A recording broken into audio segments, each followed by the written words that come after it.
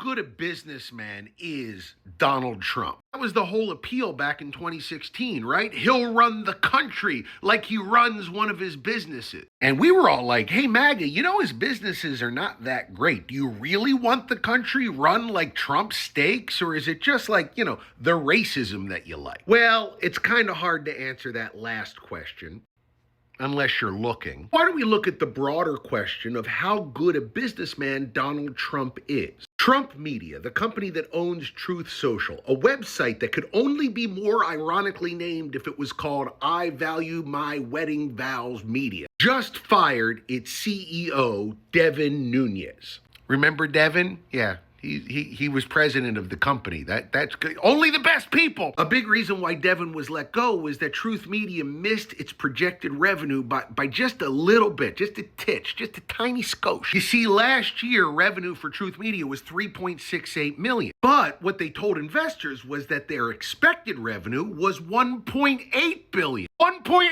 3.6 to 1.8. How do you get those numbers? I mean, at that point, just say it's worth $115 trillion.